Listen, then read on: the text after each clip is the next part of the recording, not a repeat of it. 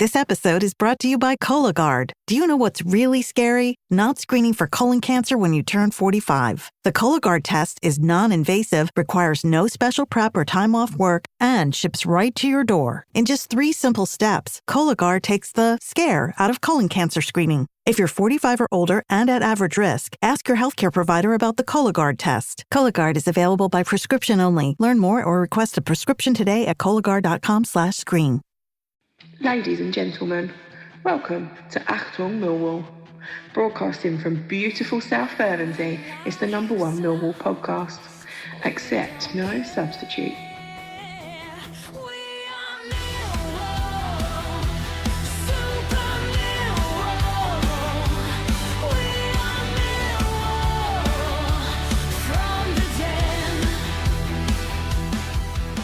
Good morning, dear listeners. Welcome to Achtung Millwall in the wake of yesterday's 1-1 draw.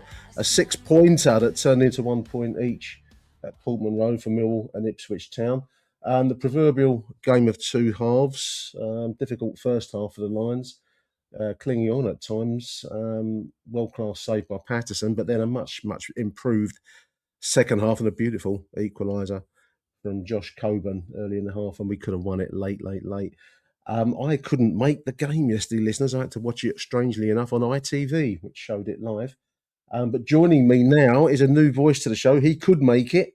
By hook or by crook, he made it. It's Harry Evans. Welcome to the show, H, and well done for getting there yesterday, mate. Not an easy journey. Yeah, it was a long old day, but worth it. But yeah, it was a good atmosphere down there. Yeah. I think what was my favourite part yesterday was Cooper actually had his name sung for the first time. So yeah, I'm going to get you to sing that song as a crescendo to this little piece, because I haven't heard the Jake Cooper song, and someone commented it's high time he had one after all the years of service he's given us. So I'll get you to do it before we go. Just to let listeners know, Harry is a bit hungover, so I think that's the best way to raise your spirits. A big day out. But what a first half we were up against it there, H. I mean, I thought we dodged a few bullets, really. Some great saves, and then I thought a world-class save about 20 minutes in from a close-range shot. I must admit, at that point, I thought we were in for a very long afternoon, mate. Yeah, I think first half we sort of showed Ipswich too much respect. I think because we weren't pressing aggressively enough.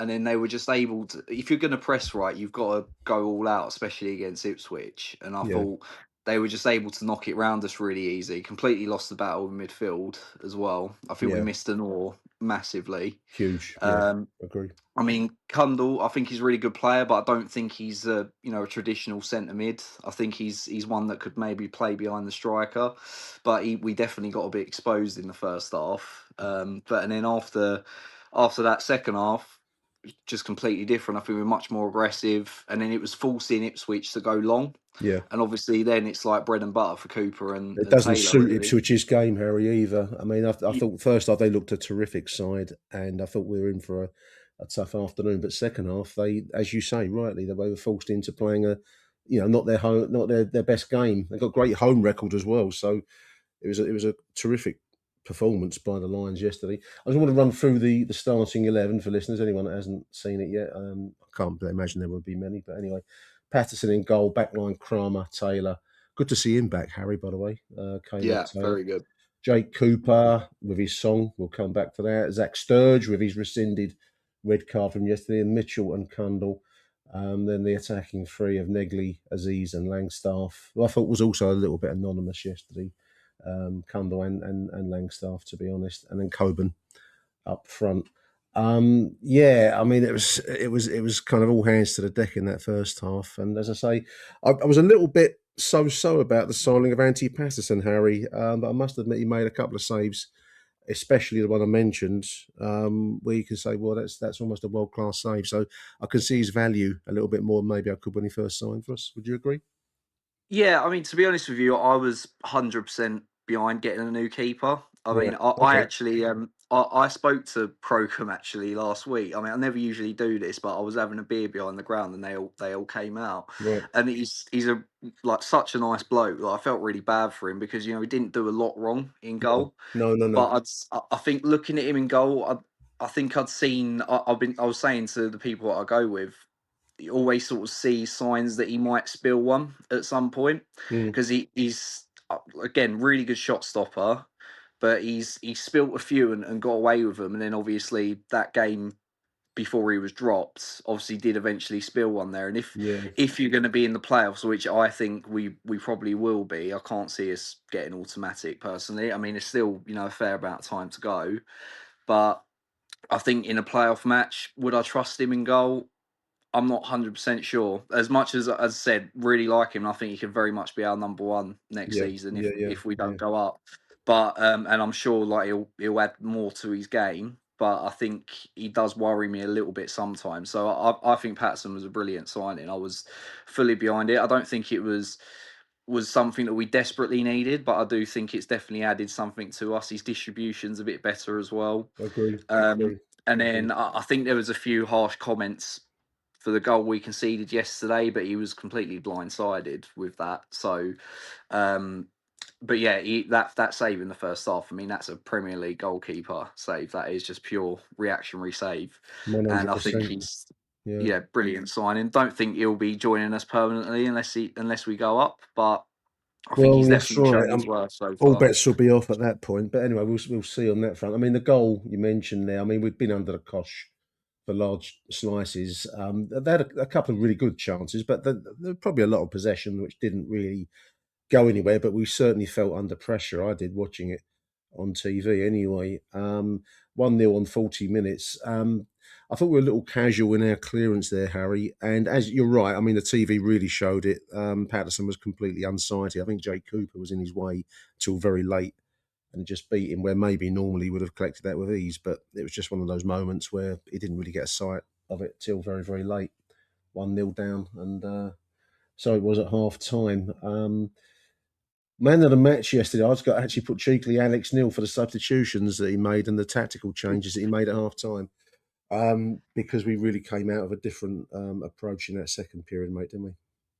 Yeah, it's I mean, he's done it so many times this Yeah. season, right? He's just I think he could potentially go down as one of the best managers we've ever had. I know it's early days to say that.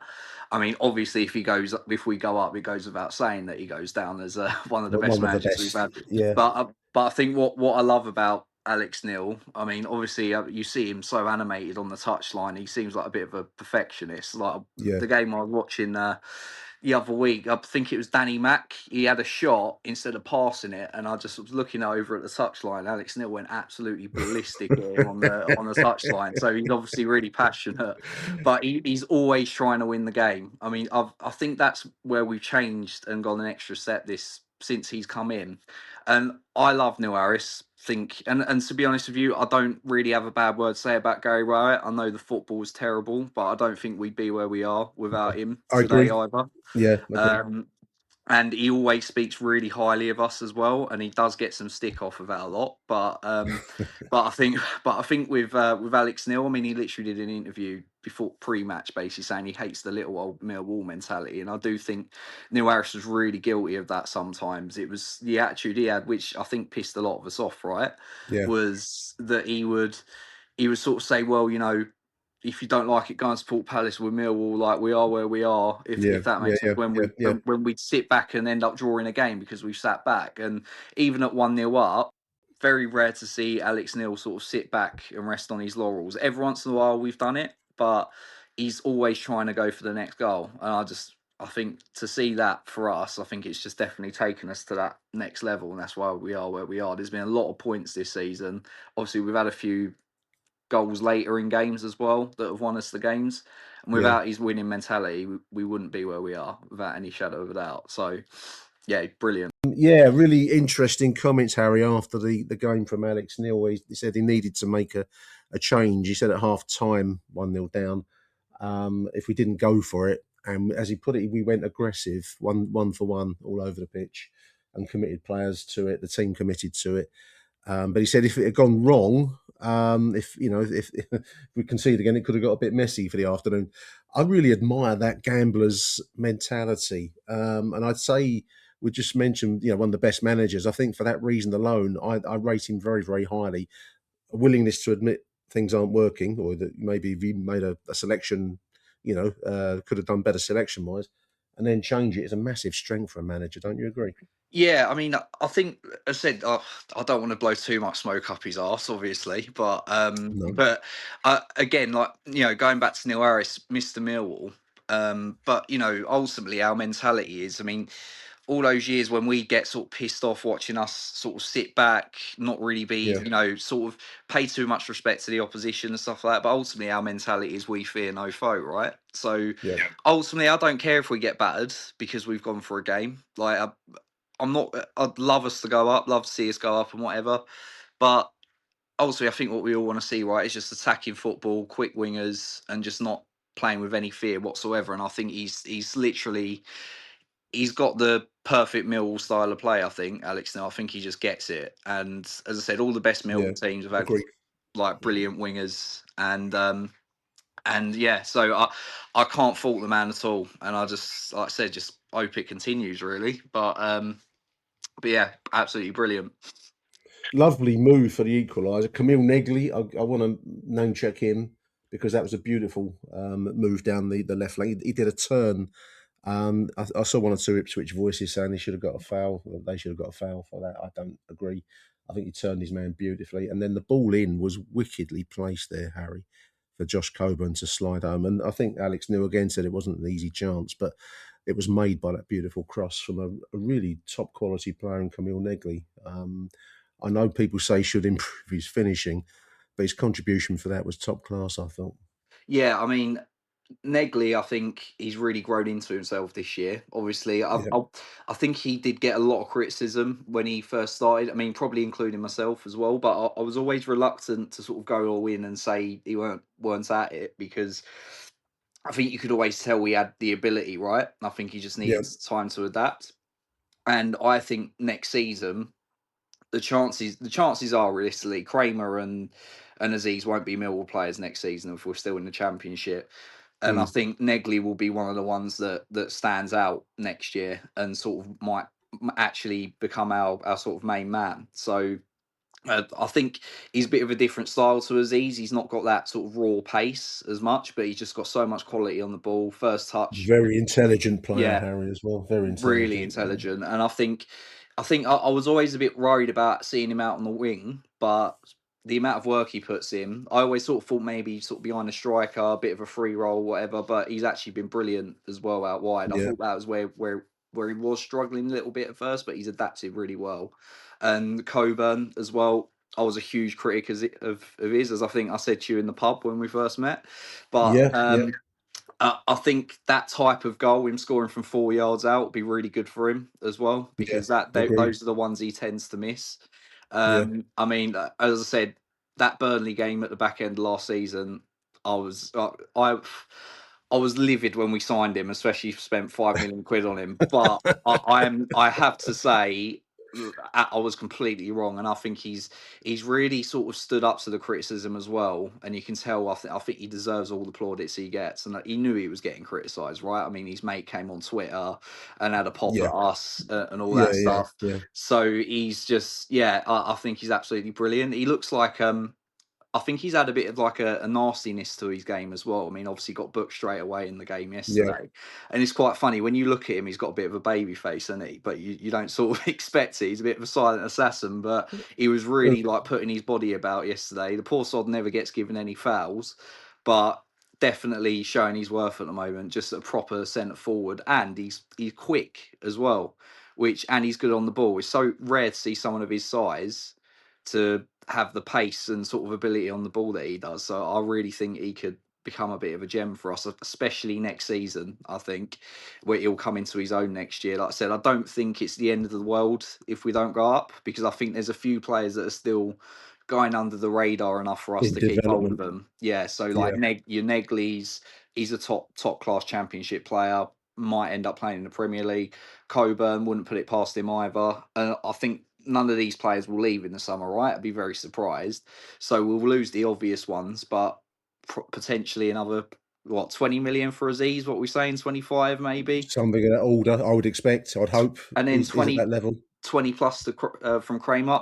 Must admit though, I thought he was poor yesterday, Kramer, like by his standards. But But yeah, so that's what, potentially another 40, 50 million quid to put back in the team. So Well, that's the Brentford model, isn't it, Harry? You know, that's how they made it. They sold their best.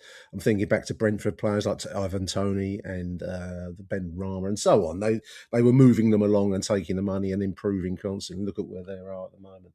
I just want to go back a moment to Josh Coburn's booking in the first half. I was watching ITV, listeners, and they had Sam Matterface, who I don't like as a commentator, but they had as a sidekick Ian Dowie, and I thought, oh, here we go, ex-West Ham, Crystal Palace. But he was actually quite supportive of us.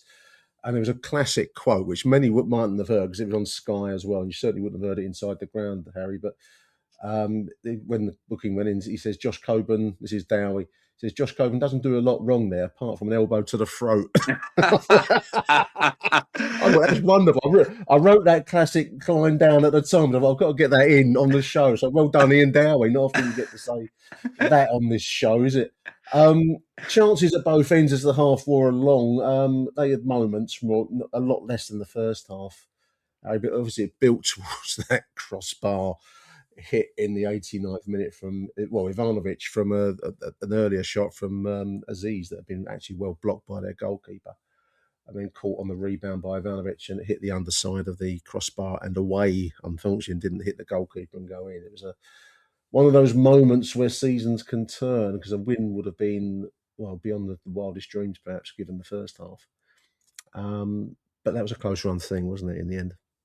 yeah, as I said, I think at the end of the day, I think point apiece was fair enough each. Fair, yeah, I agree. I think Yeah. definitely a game of two halves. I mean, before the game, I would have taken it. I don't know if you've seen this bit of a phenomenon this season, but the reverse fixtures, we seem to have been getting the sort of same results. Like Wrexham lost 2-0, 1-2-0, Hull lost 3-1, lost 3-1. So I was a bit worried it was going to be a 0-0, to be honest. Yeah. So Yeah. but yeah, that chance at the end of the game, I think, if I'm being really harsh, I'd want Ivanovic to put that away, to be honest.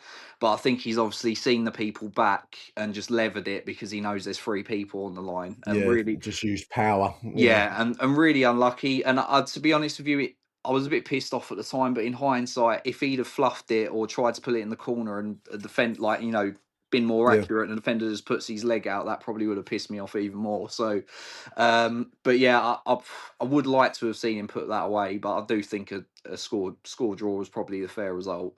But I think with Ivanovic as well, I think I think it's a bit of a secret weapon, us playing both of them two up top, right? And Yeah. I Not many think, do that, do they? Not many teams yeah, do that these days.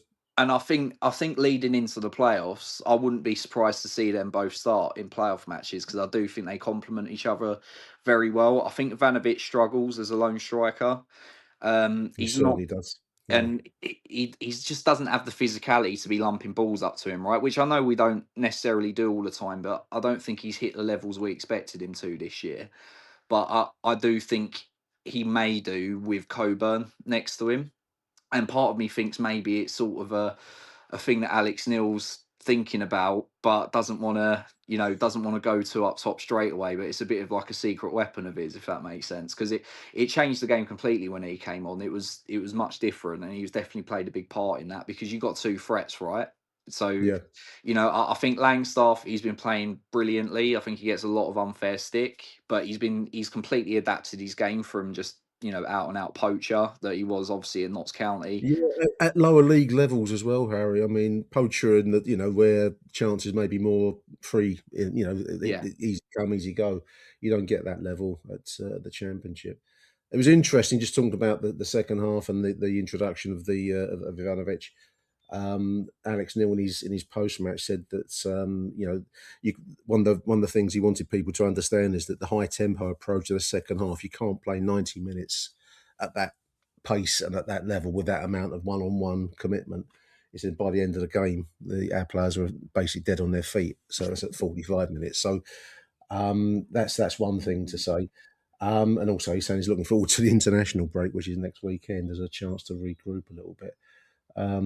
Interesting news comment he made about Will Smallbone, I saw online, was injured and out for the season.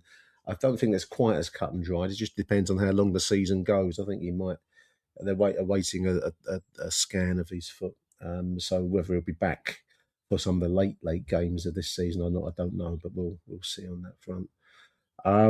There we are. Finishes 1-1. No real change. Middlesbrough drew yesterday, so no real change in the higher places. I think Coventry are out of sight now, Harry. And I think you made the point. I think you're right.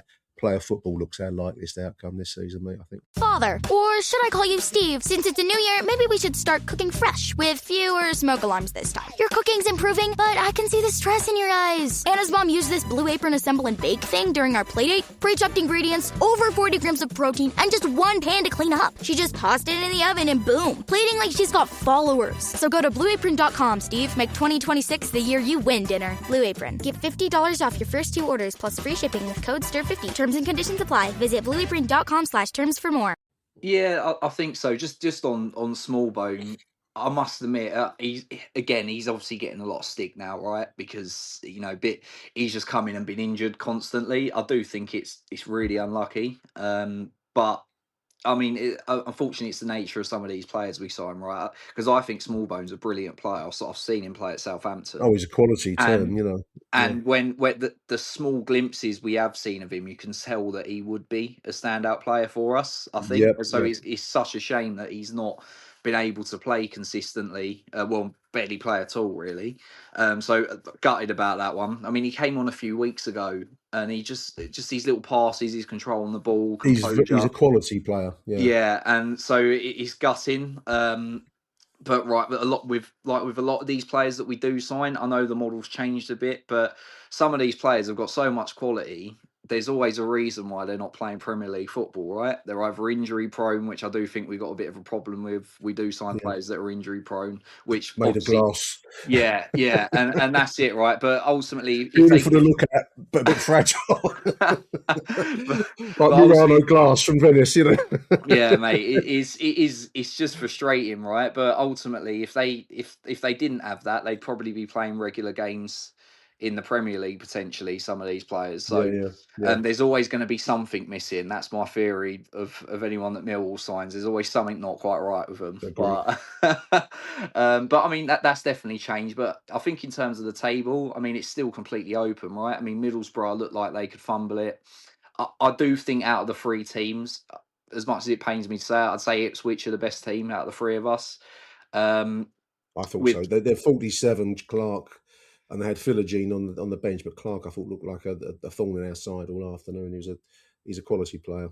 But yeah, and the thing is as well though, the one thing that I think sort of works in our favour, and this is it's a weird thing to say, right? But we were on such a good run prior to that Blackburn game. I think we won 8 out of 9 or something like that. Something ridiculous. And I always think, right, well, how long can we carry that on for before we lose? And I think losing at the time we did, as much as you don't want to lose at home, but Blackburn are such a bogey team. I mean, obviously the referee gave them that result, if we're being honest about it. However, it's Blackburn, right? So they're always going to find a way to turn us over, whether it's the referee helping them out or beating us 4-3 when we're in the playoffs. But I do think it's probably not the worst time to lose a game, rather than now what we've got 6-7 games left. 7. So it's it's not out of the realms of possibility for us to go and win all 7 of those. But I know it sounds stupid, but I wouldn't have said that if we hadn't lost up at Blackburn. But I think it's a good result to end on. I think the international breaks definitely come at a good time for a change, because what you don't want is for us to have 1-5 on the bounce, or if we'd have beat Blackburn and Ipswich, realistically, would we have wanted the international break then to take away that momentum? But I think now, a loss and a draw, as much as it's a very good draw, I think it's probably come at a good time. It's not stopping any momentum, gives us time to get Denore back fit. Alfie Doughty as well. I do think we miss him. I think Sturge is just a little bit inconsistent. Doughty has put in a few stinkers, to be honest, but I do really rate him highly. I think quality odd passer of the ball as well, Harry, isn't he? He is. And ultimately, right, what I always say is, as much as he's on socials posting him having pints and whatever. I don't care about that, but people do boot off. I mean, I don't know what's happened to Millwall fans where they have a pop at someone having a beer, for fuck's sake. No one's allowed to enjoy themselves outside of the intense world of Millwall. I mean, Joe Bryant's boiling piss at the moment as well, I've noticed. I'm actually playing a video game. Why you want to put a video online and you playing a video game is beyond me, but play the video game. I don't care about what you do outside. Yeah, I think it's... with those ones as well, right? I do just sort of think, like, I mean, Joe Bryan, he's not.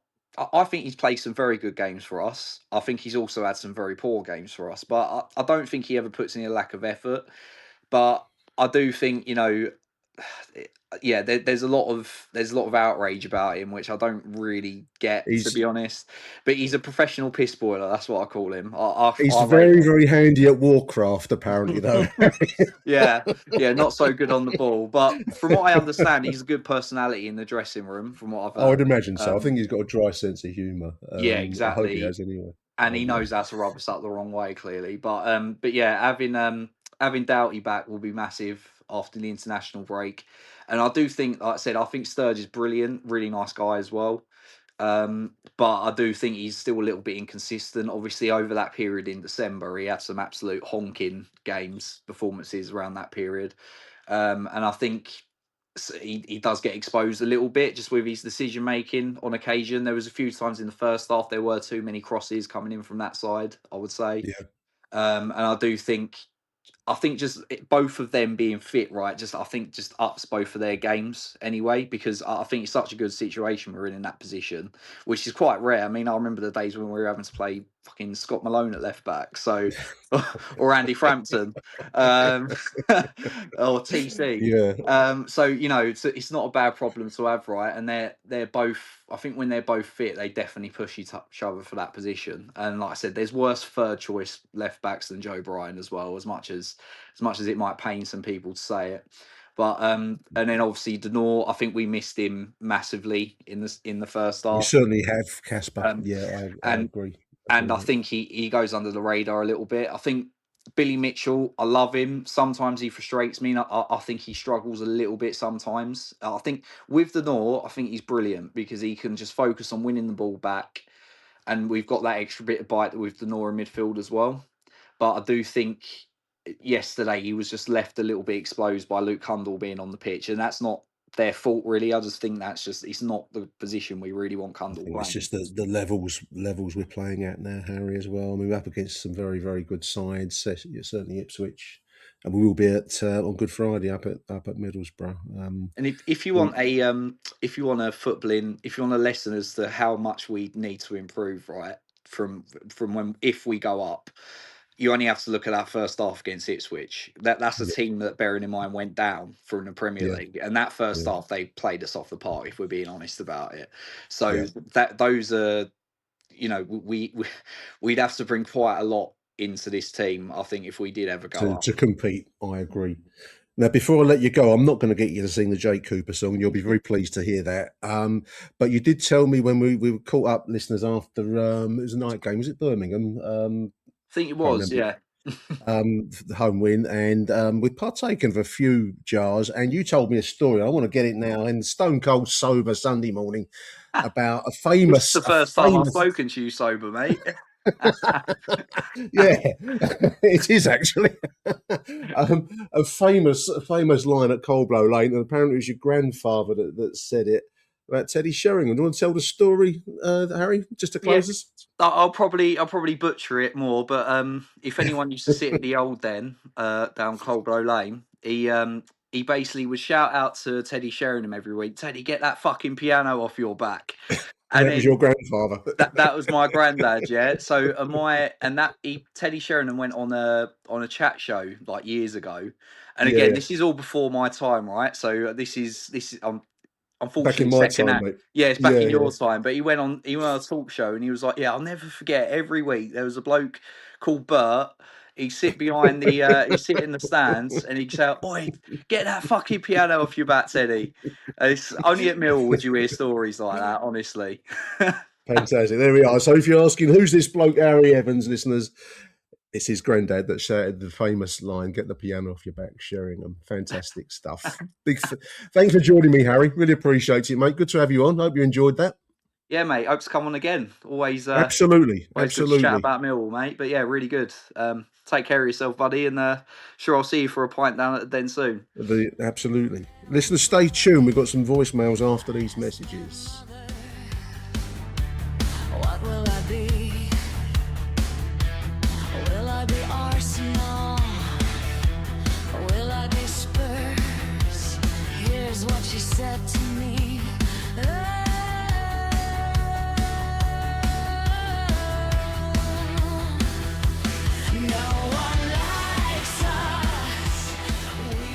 Hi Nick, Connell here. Just a quick message following yesterday's match against Ipswich. Lovely day, beautiful sunshine, and good boozer outside the station, which was a bit of a highlight. Shame that the travel was a bit disrupted with London, with Liverpool Street not offering the usual service. But fantastic game by all accounts. Would have been great for a neutral fan to watch that. Thought first half we just weren't in the match at all. Thought they were very good, really good shape, kept the ball well, made it really difficult for us. Jack Clark, as annoying as he is, he was superb for them and caused us quite a bit of grief. And in fairness, they deserved to go into the half 1-0 up, and we were lucky enough for it not to be 2. Pato's save was unbelievable. Watching it back, just quite incredible. And then Alex Neil had something to do at half time. Always have faith in this team. Knew something would come from the second half. I thought that it could only get better, and he changed things up, which was the right decision. And he went out attacking. Took a gamble, and again, it did pay off. I thought we were a completely different team the second half. Played with a bit more flair. Negley again. Great performance from him in the second half. I thought Aziz was quiet at times. Coburn running the show. Absolute man of the match performance again from him. Really, really like what Alex Neil's doing with him. He seems like the star striker. Unfortunately, we have him in our side, so hopefully he can continue because he's doing a lot for us up top. But yeah, second half, completely different performance. Very attacking, really getting into the game, getting the equaliser like we did at the time we did was just amazing. Fantastic work by Negley, ball into the box, and there we are. Coburn just taps it in. And it's a shame really not to go on and win the match. I did have this feeling that we would, and we had that golden opportunity. And in fairness, looking back on it, the keeper makes a good save from Aziz. Mahalo would be a bit disappointed that it's only hit the bar, but from how the ball dropped, it seemed quite a difficult one to keep the ball down. So all in all, fantastic result, really, really, really great performance in the second half. I felt the draw was fair, but had we had nicked it, I also wouldn't have been surprised. Thought the travelling fans were excellent, really good in voice all throughout the match. And yeah, just a great away day. It's put things right into perspective now, isn't it? We've got Borough at the next game, and hopefully we can go on and do something there and really challenge for that second spot. But all in all, great away day. Certainly better to come away from that game than it was the Blackburn one, where we were massively robbed.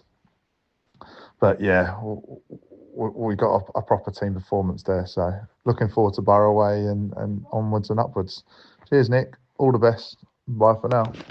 Huge thank you to Connell there for that message. 2001 Millwall fans travelled up on a very tough day. I want to just tip my cap to every single one of them that made it to Portman Road. I watched the game on ITV, as I've said earlier on, speaking to Harry.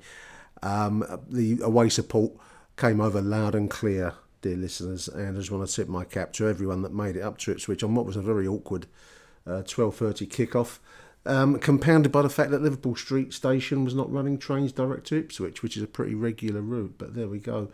Rob versus Blackburn, but certainly a much improved result on Saturday, dear listeners. A game that leaves a draw that leaves us still very much in the mix. Middlesbrough still sit in second place. They drew at the weekend. Coventry on 80 points. Middlesbrough second on 71.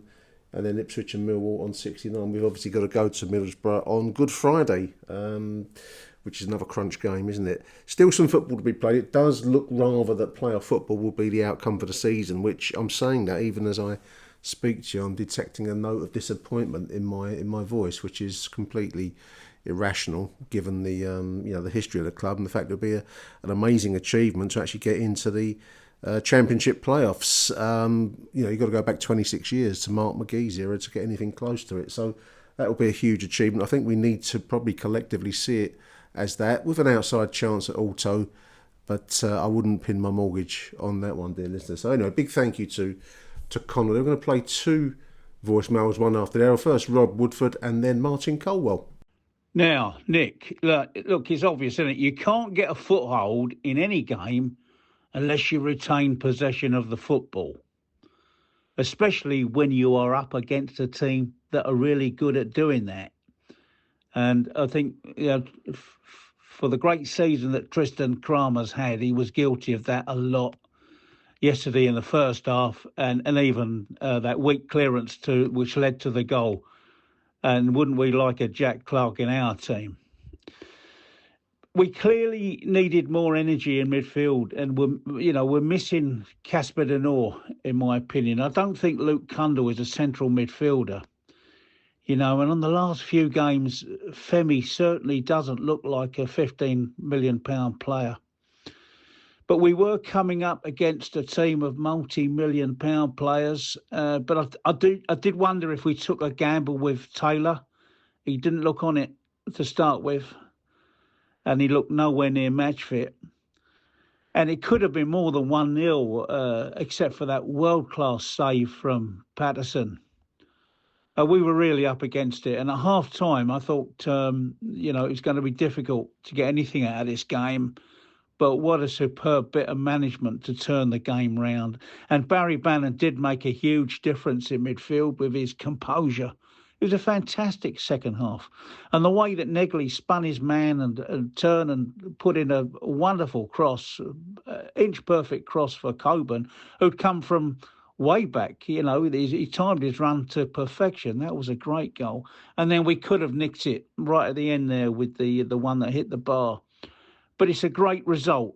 The second half performance was what our season's about, really, when we've, at times we've blown hot and cold. And he sets it up nicely for Good Friday. But that's 2 weeks away. Now, if any of your dear listeners still hasn't done the Millwall History and Heritage Tour, we do have some places left for the tour next Sunday. The Saturday one is sold out, but the Sunday one, there's probably about half a dozen places left now, and it is an international break. We do have a good laugh, and we end up with a pint in the Lord Nelson, which was a former headquarters of Millwall Football Club. Just thought I'd get that one in, Nick. But otherwise, it's all now looking like the last 7 games are going to be, just massive cup finals. We're looking up, we're looking behind us. Anything can happen. We just got to keep getting results. Come on, you all. Oh, hello, Nick. It's Martin Colwell here. I didn't go to today's match because I worked till 12 o'clock on a Saturday. But yeah, I watched it on Sky. We struggled a bit first half, didn't we? We were getting a bit overrun. Missed Casper De Norre in the middle, really. I don't mind Luke Cundle as a player, but he's not Casper De Norre, is he? We're getting run over, really. Defending well. I thought the 2 centre-halves did really well, and obviously the goalkeeper made a good save. We weren't really... We were getting breaks as well, weren't we? But we weren't doing much with our chances. I thought Femi Aziz was just struggling out there, and we were struggling to pull things together, really, when we got the break against them, which we did in the first half, although we were getting overrun. But yeah, unfortunate to concede that goal, but probably lucky to only 1 down. But the changes worked second half, and I think Ipswich got a bit nervy as well when we managed to get back in the game and, as I say, create chances, which either side could have won, really, to be fair. Yeah, as I say, I like having this Caleb Taylor back and having the balance of what the defence did well. Thought the midfield got a bit run over, which worries me with the 7 games to go. But I guess Casper Nora will be back for Middlesbrough because we've got a week off now. It's closing up a bit, isn't it? You know, I was looking at the league table just now, and the seventh team is only 6 points behind us. And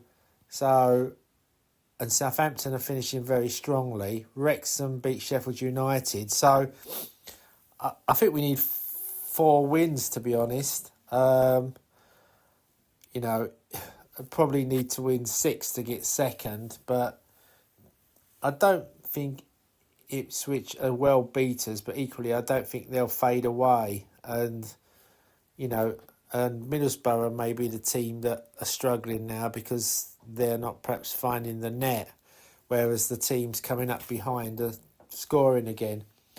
Thought that Barry Bannon was poor from corners. He kept lofting it in. I know we want it in the box, but their goalkeeper was quite tall and he was coming out and getting them. And I think we needed to force him out a bit. You know, that kind of 10 yard from goal mark, because I think in the 6 yard box he's either going to get a foul or he's going to catch it. So I wasn't too happy with that. Although, you know, Barry Bannon can play a pass, but I just don't think we used him effectively in that game.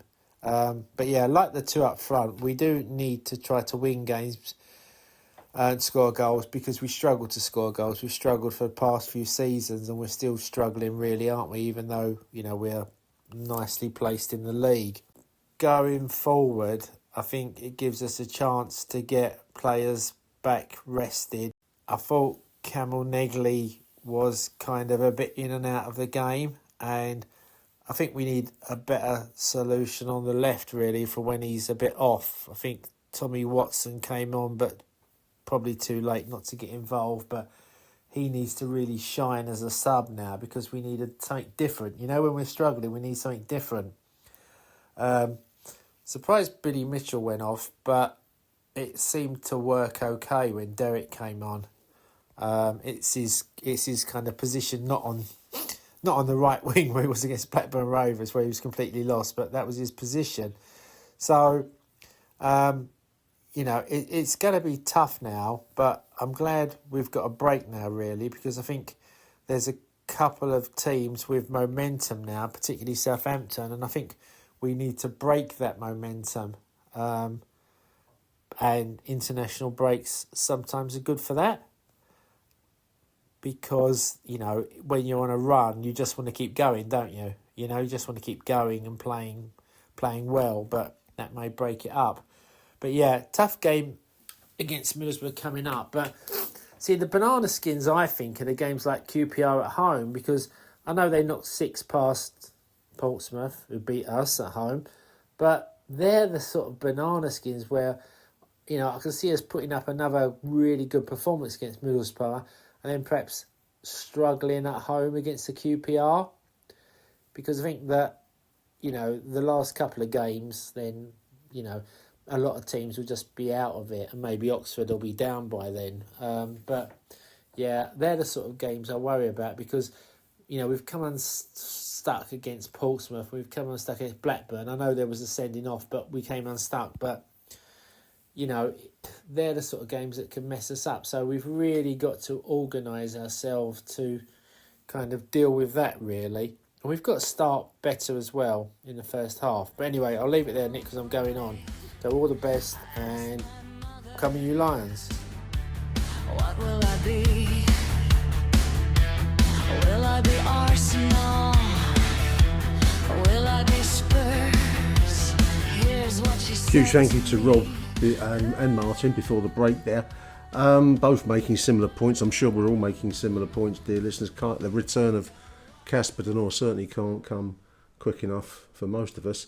Femi off form. I think both of the boys there made similar points about Aziz not quite looking. I mean, a late shot on target, which the goalkeeper did brilliantly to save. I don't think you can really put that down to Aziz's account at all. But he hasn't looked as on it. But then I think he coming up now especially Saturday, against the quality side. I thought Ipswich were good, personally. And to get anything from Portman Road, Alex Neil made this point in his post-match, and I agree with him, to get anything at one of the best teams, arguably the best team, or maybe Coventry might have a word on that, but certainly they're in the conversation, to get anything from Portman Road and bring it back. And we could have won it, should have won it perhaps. It's a tribute to the resilience of this side.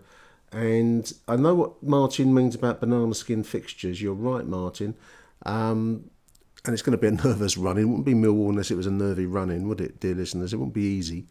So games like Queen's Park Rangers, and I think we go to Stoke, things like that, they're going to be games where we really do need to show our true mettle. But we shall see. We shall see.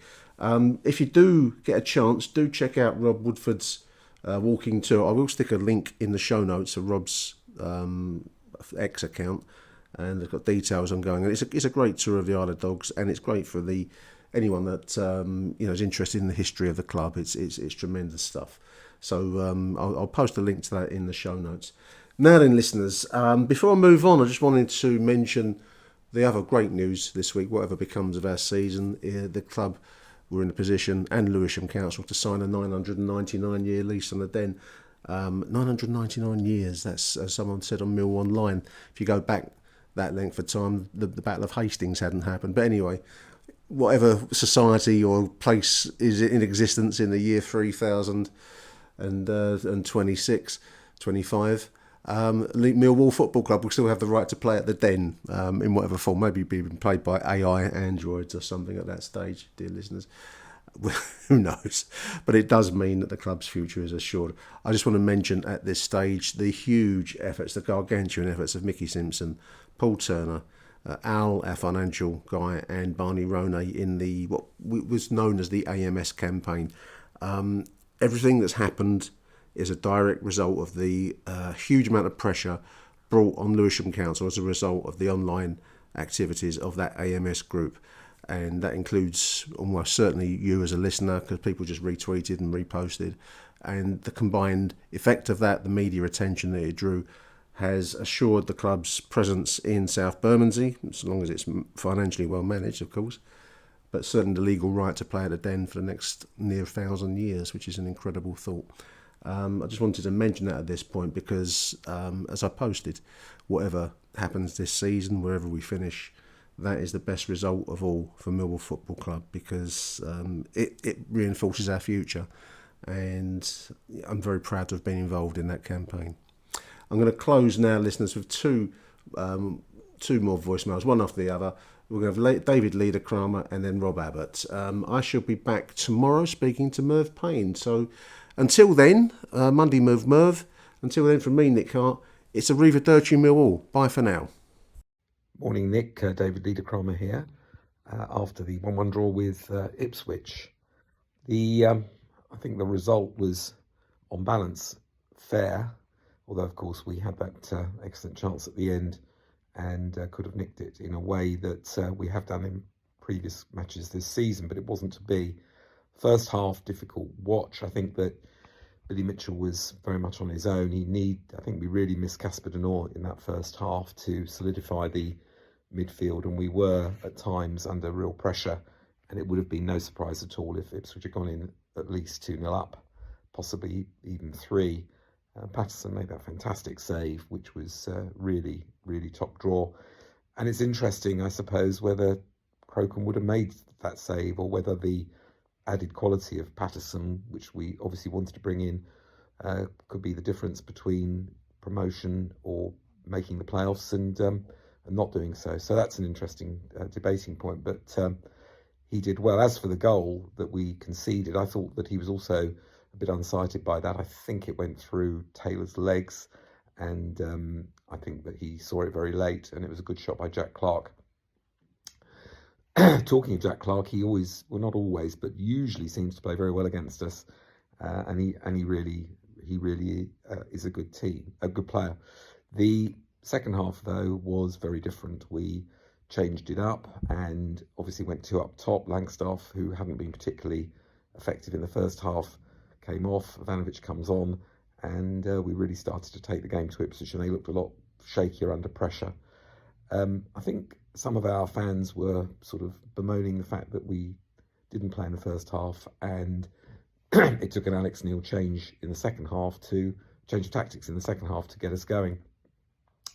But Alex Neil in his post-match made a point that he just couldn't see us sustaining the sort of one-to-one pressure that we were putting on Ipswich in the second half of the full 90 minutes. So it was a tactical move by him. But it got me thinking, really. We've had a lot of games like this season where we've had 45 minutes of very good football and 45 minutes of not very good football or pretty average football.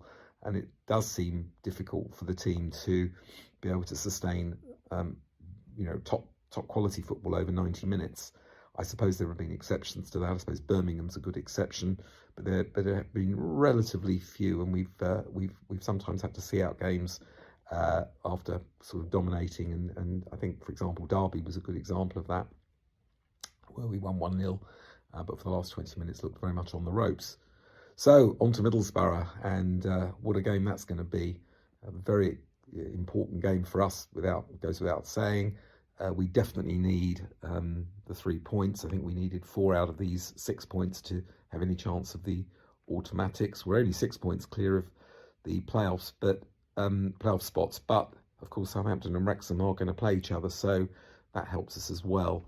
Although I do think that it would be pretty unlucky not to make the playoffs from this position. Anyway, it's good to go into the international break with a point from a difficult game, and hopefully we can regroup, and hopefully Casper de Norre will return, say against Middlesbrough, and we can start to make our midfield look a bit stronger and a bit tougher. Hope everyone has a good couple of weeks, and come on, you Lions. Hi Nick, how we doing? Rob Abbott calling in after our 1-1 draw at Ipswich yesterday. Personally think that was a fair result, and it's not a bad point, to be fair. It keeps us right in the mix, doesn't it, with 7 games to go, especially with Borough up next. But then there's the long-term Millwall fan in me looking over my shoulder by going, 2.5 weeks ago we had a 14-point lead over 7th place, and that's down to 6 points. But look, I think we are good enough, and we'll definitely be in the playoffs. It's whether we can really push and take this top 2 position or not. Yesterday was a game of 2 halves. First half, I didn't think we were very good off the ball, and when we're not very good off the ball, I don't think we're very good on the ball. We started with a 4-2-3-1 with Langstaff in the 10, but I don't think we got our press right at all. There was lots of moments in the game, and I was watching on TV where I felt that we had 2 or 3 lads pressing and the rest not pressing, and Ipswich really exploited that space. They overloaded and overran us in midfield because Clark and Mehmeti kept coming off the wings to play central. So when Langstaff and Cundall tried to press, they just played the ball past them too, and Billy was outnumbered in the midfield, etc. Us not pressing well led to us not really playing well on the ball, and look, we went in at half-time 1-0 down, which, it's probably fair for the chances that Ipswich had, and that one world-class save that Patterson made. I thought Alex Neil had to change at half-time, and he certainly did. Bringing on Ivanovic and playing man-for-man in the second half all over the pitch, it was high risk, but look, it suits us because we pressed so well. We looked a completely different team. The intensity we played with off the ball and on the ball, and we absolutely dominated that second half. Great goal by Coburn, nice little ball by Sturge, great strength by Negley in the drive and a cross. And then the 89th minute, we are so unlucky, not to win that. Femi's, unfortunately, it's just the way Femi had to control that. The ball's just bounced a little bit too high for him to be able to shoot low, because if he shoots low, I think that's a goal. It's a good save by their goalie, and then Ivanovic hits the underside of the bar, and that's another day that hits the underside of the bar and comes down on the keeper and goes in the net, but it stayed out this time. But look, 1-1. We move on to the international break, where hopefully after we will see potentially Denor back, because we miss him big time. Hopefully Doughty back, because he gives us the set piece quality on the left side, even though Sturge is playing well. And then I'd like to see Leonard potentially back as well, just to be on the bench, because he can cover so many positions. Last thing I'll say, a few standouts in my opinion from yesterday. Thought in the second half, because of the way we were pressing, I thought Jake Cooper was immense. He ended up playing a lot of it as a deeper midfielder, because he was man marking Clark, who was dropping deep. He was immense. Taylor behind him was immense. Thought Negley was good in the first half of a bad bunch, and he was obviously good in the second half. Ivanovic looked like a man possessed when he come on. It was really good. And then I was really impressed with Bannon when he come onto the pitch. And Tom Watson had a good little cameo. So look, we're in a good place. 7 cup finals to go. Let's see what happens. Have a great international break and some time away from podcasting, and look forward to the return in a few weeks.